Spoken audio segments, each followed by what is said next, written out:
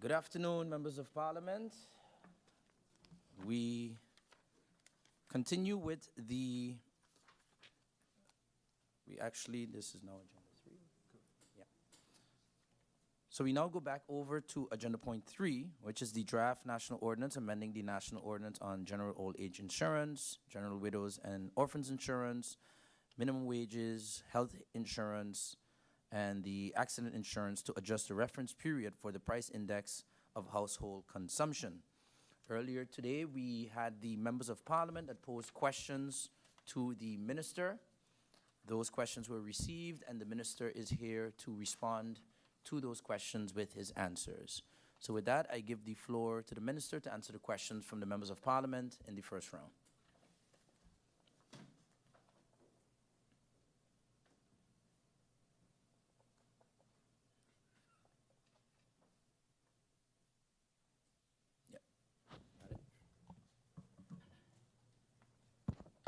Thank you, Mr. Chairman. Thank you, members of parliament, for the opportunity to answer your questions. I'll dive right into it. First question by MP Rolando Bryson. Since when has the ministry been advised to change the legislation?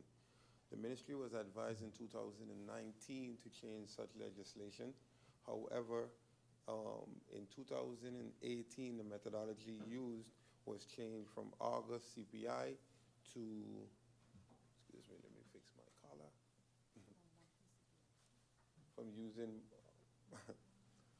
From using August CPI to quarterly CPI.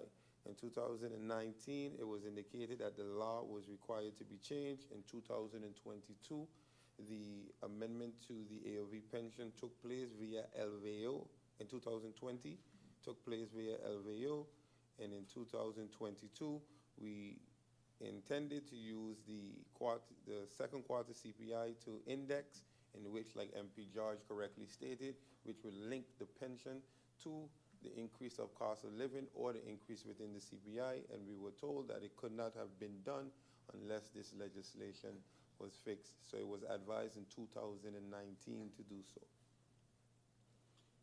so. As it pertains to the urgency of the legislation, we consider it very urgent. The LVHAM is also ready to go, which would request the indexation of the AOV pension, MP, so I hope that answers your question. It is considered very urgent. I move to the questions of MP Sarah Westcott William. Have you taken into account the statements of the chair where it pertains to SZV? I have not heard the statements made by the chair, but based on your, excuse me? Oh, I have not heard the statements, but based on your notification, I know where it's leading to. SZV has made many public campaigns. As it pertains to the law, I would oh yes, a public meeting. As it pertains to the law, I was advised that SZV by law is not allowed to insure persons that were not sent by SZV. This was a private obligation by the person. And also, SZV had notified me that there were many public campaigns on medical travel insurance each year in the months of April, July, August, December, and January on all social medias, 7 radio stations, 8 in 2023 podcast community events, whereby stating and encouraging persons to get travel insurance as SZV only cover you in St. Maarten. I can speak on my personal note. When the post went out of the late gentleman, we were contacted by someone close to the family. We then instructed for the family to contact the cabinet so we can acquire accurate information, but unfortunately the cabinet nor myself was never contacted on the matter. So I can't speak on the chair's opinions, but I can speak on what I have personally know about the matter. When are we going to deal with the SCUMO funds? Well, the SCUMO funds is in the SZV 1B, the reparations law. It's currently at the Council of Advice since August 9th. This would also be related to your questions on the insurance for the sole proprietors. This is also in the SZV 1B, which is at the Council of Advice. So we had already taken this up in the reparations. Can you provide an update on GHI? While it is the intention of my person to have it implemented by January 1st, 2024, it is currently still it has been at the SED for the past month and a half, 2 months. It has been at the SED, so we therefore foresee some delays. However, in the preparatory stage, there are executions being had, which is data collection between census, tax, and SZV, also procurement measures, new contracts with care providers. Also, SZV is planning the PR and operations rollout to help prepare and move along while we wait on the legislation trajectory. It is listed as put, so we hope that we can have it done.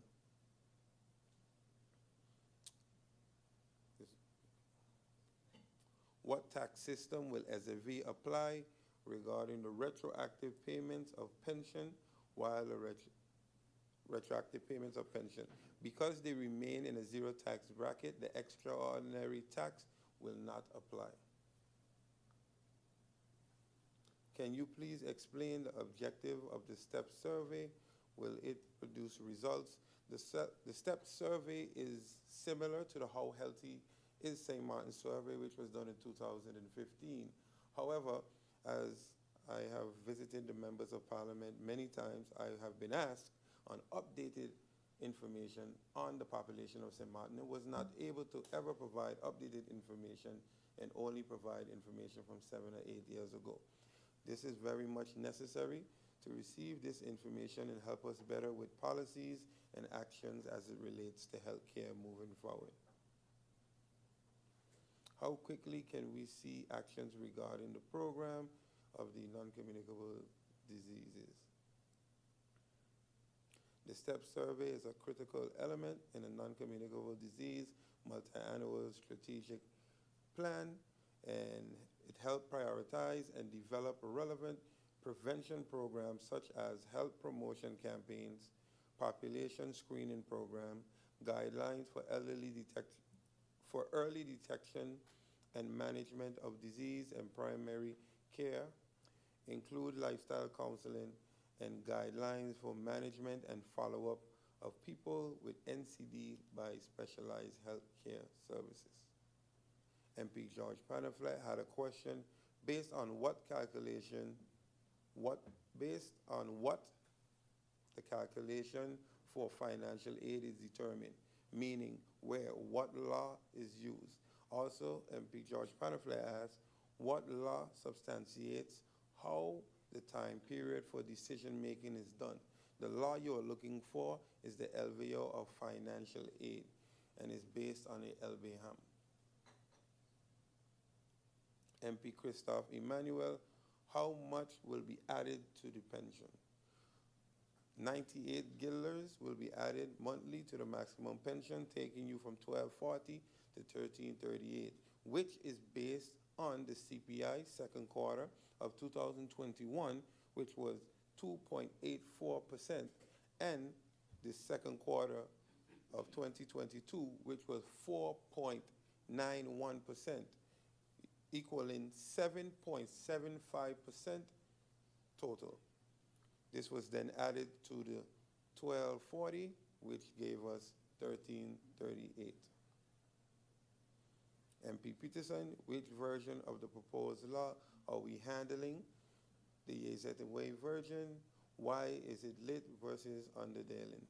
What you are reading is indeed the correct version, MP. We have taken into account the recommendation of stakeholders related to the question where it pertains to the more technical nature, if undealing should be called laden. Please note that the draft presented to Parliament have been vetted multiple times by the Department of Legal Affairs and Council of Advice. MP Rayon Peterson. For the Council of Advice, to be treated, what is the real motivation behind it? The reason for the urgent, oh, I guess why is the urgency? The reason for the urgent request is pertaining to the regular legislative trajectory and not wanting to miss any more years moving forward. MP DeWeaver, please explain in layman's term what is the law that is being changed. This is a minor change indeed, MP. What we are changing is the requirement of the August CPI to what is used now quarterly. But we are specifically changing it to use the quarterly CPI, as this was advised by both the SED and the Council of Advice, to use the second quarter as opposed to the third, which will give all stakeholders enough chances to meet the beginning of the year. That is all the questions that I have received. I look forward to any clarifications. Thank you, Minister Otley. I look to the floor if any members wish to have clarifications to the answers from the minister in the first round. And so far, I see MP Westcott Williams.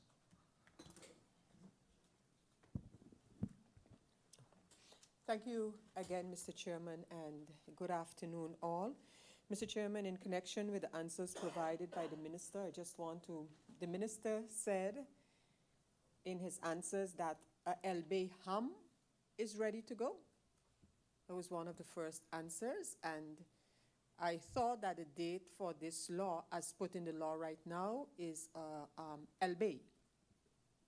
That it would have been done by Landsverordening. So if that can be clarified, please. The minister said the LB Ham is ready to go. I also want to confirm and then ask when they were sent that a reparation legislation concerning the so-called schommel funds, as well as the one with respect to the sole proprietors, bus, taxi drivers, vendors, etc., that these reparation legislations are at the Council of Advice. I would like to know when they were sent to the Council of Advice, please. The minister also outlined, with respect to the STEP survey, can the survey or the questions of the survey be provided, please?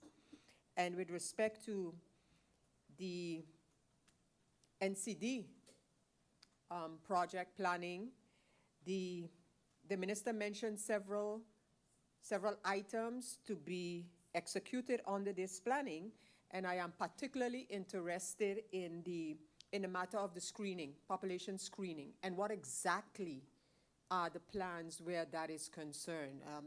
Has it even in a broad scope been worked out? What are we going to screen for?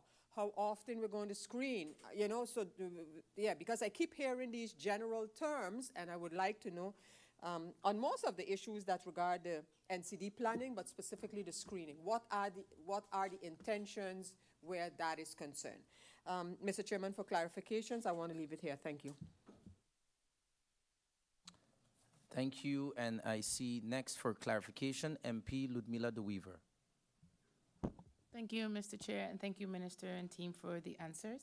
I was really happy to hear the clarity that you give, that the Minister gave through you, Mr. Chair, about the fact that SZV indeed has been doing a lot of advertising to tell our citizens, our Sint Maarteners, that when they're traveling, they have to get medical insurance, you know, an additional medical insurance to cover them, since SZV does not cover anywhere else except in Sint Maarten. And then just as a point of, just again, you know, you see that we are here consisting of 2 countries on the island, and it makes it very, very difficult when you know family, friends, maybe even sometimes spouses that are on the friend side. And knowing that the friend side, especially with their different setup with France, has a carte vitale, or the coverage that you get as a citizen of France on a friend side, allows you in comparison to Sint Maarten, which is Sint Maarten, not Nederland, not the Netherlands. It's not the state of France. It's not the state of the Netherlands.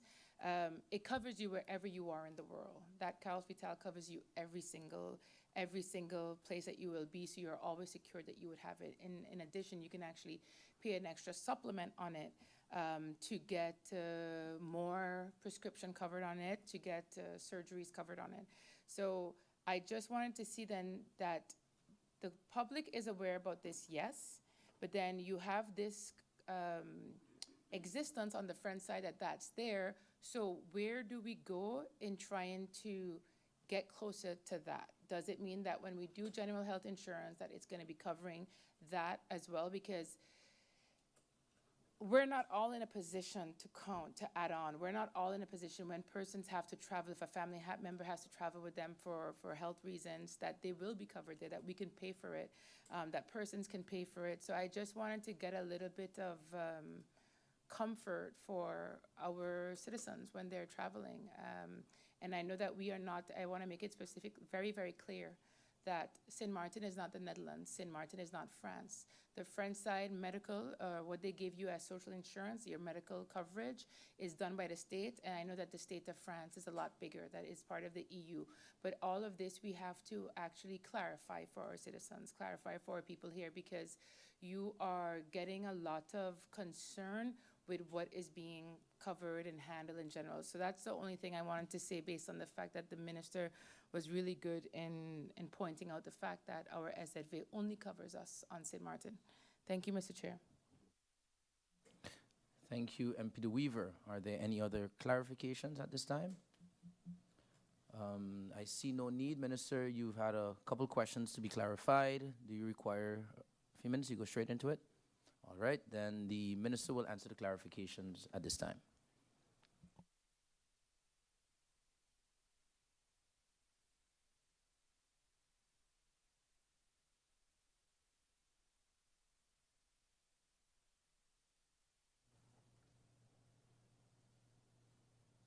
Thank you for your clarifications, both through you, Mr. Chair, both MP Sarah Westcott Williams and MP Ludmila De Wever. Please clarify the LBHAM via LB. The LBHAM is the indexation of the pension itself. That is what is ready to go.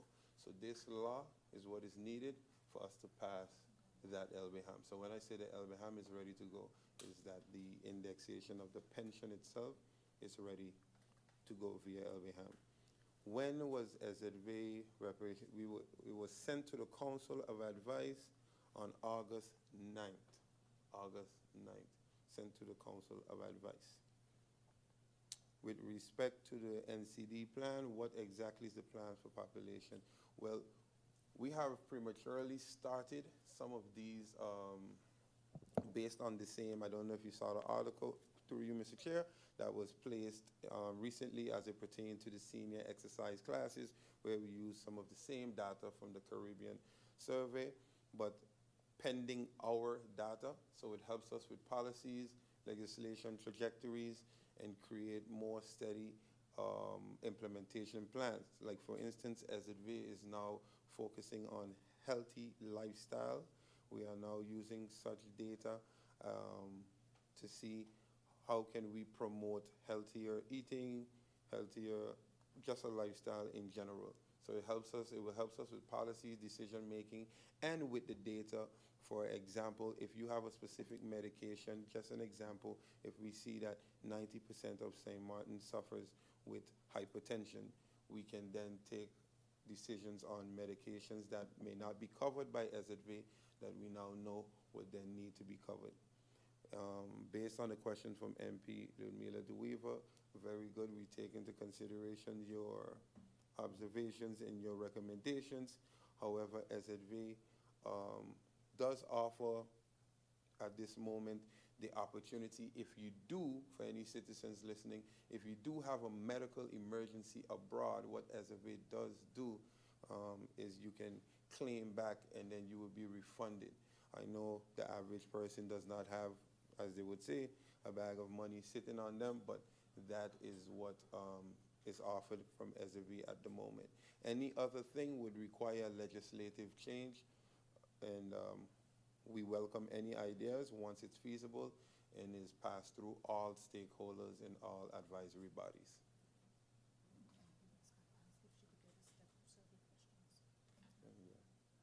Yes, I don't know.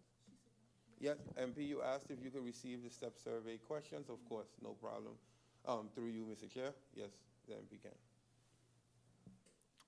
Thank you, Minister. Members of Parliament, we now would go over to the second round of the deliberations on this national ordinance. There will be a speaking time of 10 minutes in the second round. At this time, we would normally have my person that would be speaking. However, as I am chairing, I will not be taking the floor. The next speaker would be MP Sarah Westcott Williams.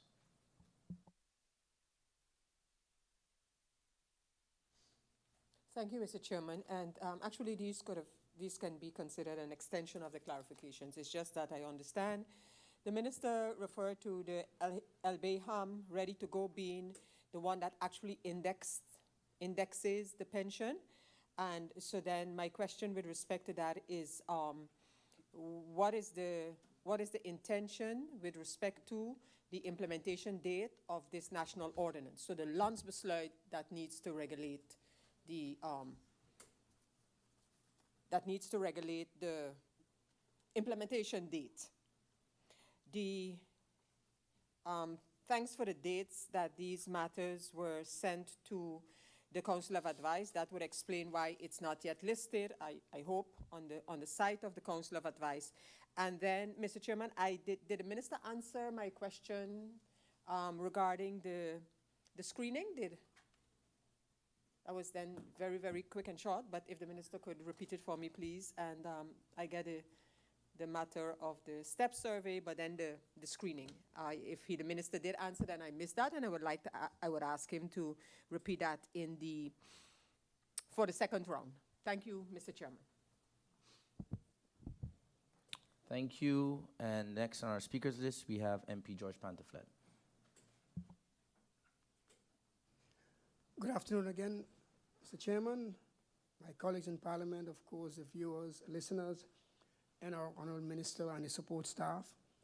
I want to thank the Minister for providing the answer to the question with regards to the issue of the calculation of financial aid. I think it means I have to go and look for the law myself and do some reading. Mr. Chairman, just a concern that I have, and that has to do with the issue of the financial aid requests. What can be done in order to not facilitate, but to make the requirements a little more simpler? Because, Mr. Chairman, now and again people come to me with the form to assist them, and when you go through it, you ask yourself, why all that information requirement? Is it something that Sint Maarten itself put together, or did we take the criteria from the Netherlands? So my question is, Mr. Chairman, through you, what can be done to simplify? Because, you know, when I look at the requirements and so on, I ask myself, the information that's requested, I understand you need to know exactly what is going to, because some people try to, let me use this word, scam the system. But there are persons who, when they try to fill in the form, they can't get in there because of what is requested. And some of the things I find for me is, let me use the Dutch word, overbodig. So what can be done in order to make it a little more simpler for the person who has to fill it in, number one? And secondly, can one do it online, or do you have to get a hard copy? Because it's not everyone either have access to computers. We have to accept Sint Maarten's reality where it comes to not everyone has computers and so on, and they're told, do it online. No. Can they still go to the department and get a hard copy in order to ensure that they send in that request? Thank you very much, Mr. Chairman. Before going over to the next speaker, I would like to adjourn for just 1 minute.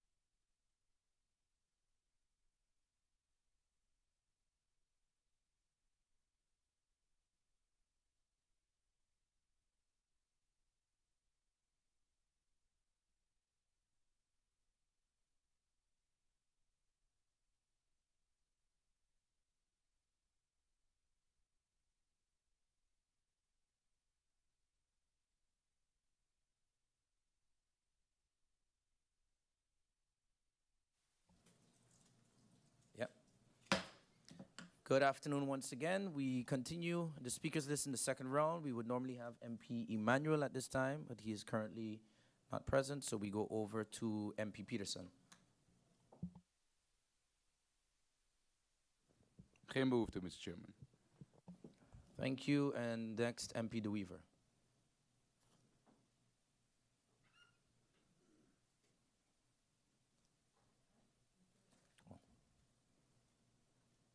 No further questions. Okay. Mr. Chair, thanks. Thank you. We have a few more questions posed by the members of parliament in the second round. Minister, should we round it up to 4 o'clock and allow you 10 minutes to answer? We will adjourn until 4 p.m.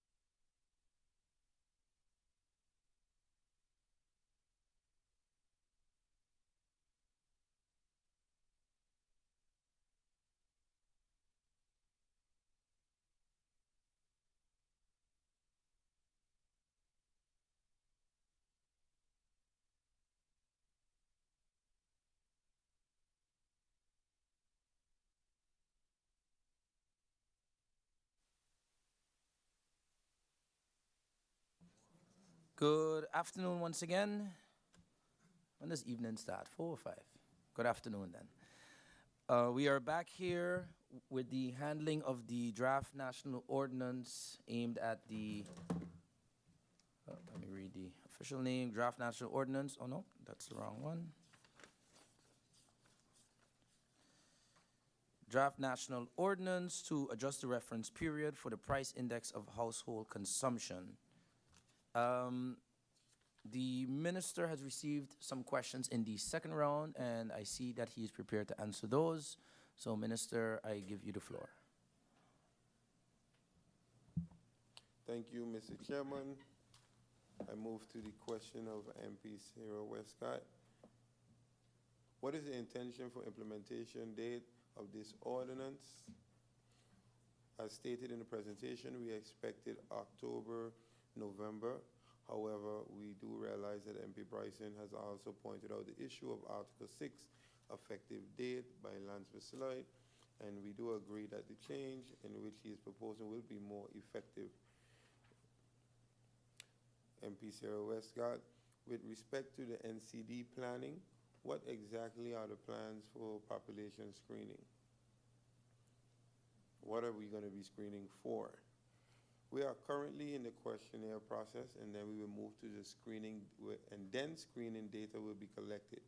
As minister, I would also like to see screening be done every 5 years. However, this time frame will lengthen once the health information system, the HIS, is completely instituted, and this would help us to be able to accumulate accurate, correct data directly from the general practitioners. What will we be screening for? We are currently screening for hypertension, cholesterol, and blood sugar levels.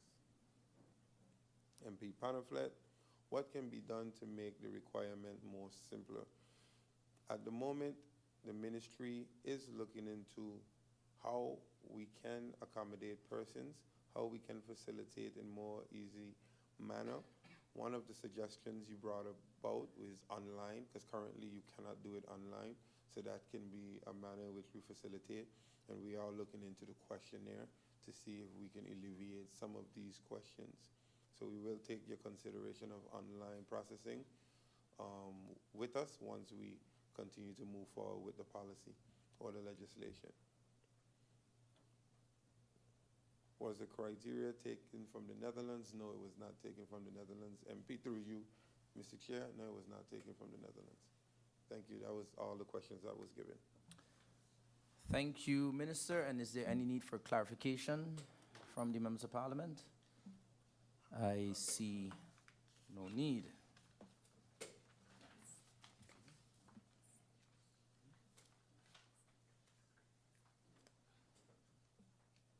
Okay.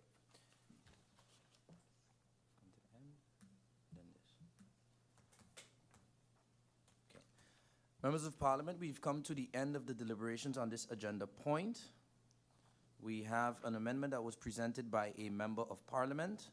According to Article 59, Paragraph 2 of the Rules of Order, the amendment must be supported by at least another member for it to be handled.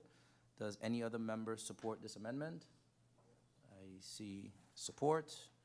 We then go over to voting on the amendment. Does anyone wish roll call? I see no need. Therefore, the amendment is accepted unanimously. We now go over to the voting. According to Article 57 of the Rules of Order, we now go over to the voting on the draft national ordinance amending the national ordinance on general old age insurance, the national ordinance on general widow and orphans insurance, the national ordinance on minimum wages, the national ordinance on health insurance, and the national ordinance on accident insurance to adjust the reference period for the price index of household consumption. This is National Ordinance number 168 of the 2022-23 parliamentary year. We will vote on Articles 1 through 6, the title, the considerations, and the draft in its entirety, as amended by the amendment that was just accepted. Does any member request voting by hoofdelijke stemming? We have hoofdelijke stemming, and I will first turn to members of parliament if they would like to motivate their vote. No need to motivate. Thank you. We go over to the voting, and I will select a number to indicate where the voting will begin. We will begin at number 6. Fear will call out the names, and you will state for or against. MP Melissa Gums.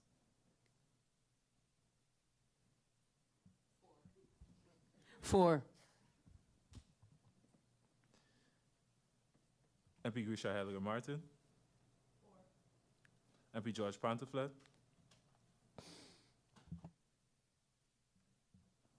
For. MP Rayan Peterson.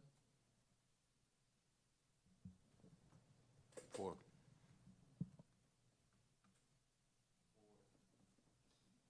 MP Hyacinth Richardson. MP Angelique Rameau. MP Ludmila De Weaver. MP Sarah Westcott Williams. MP William Marlin. MP Akeem Arundel. MP Solange Duncan. MP Christophe Emmanuel. MP Rolando Bryson. For.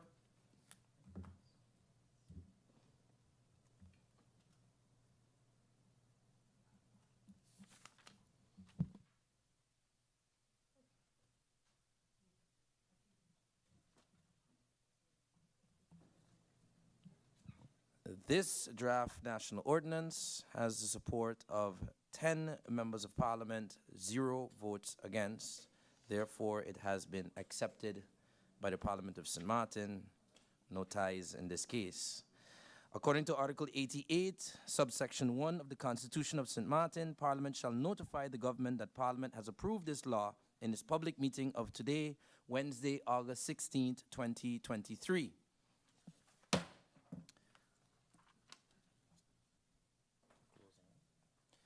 I would like to thank both ministers who were present today for this meeting, the Minister of Finance, Artwell Arian, as well as the Minister of Public Health, Social Development and Labor, Minister Omar Otley, and their respective support staff for their presence here today and for providing the necessary information. Ladies and gentlemen, we have come to the end of this public meeting. I thank you all for your participation, and I hereby close this meeting. Meeting closed.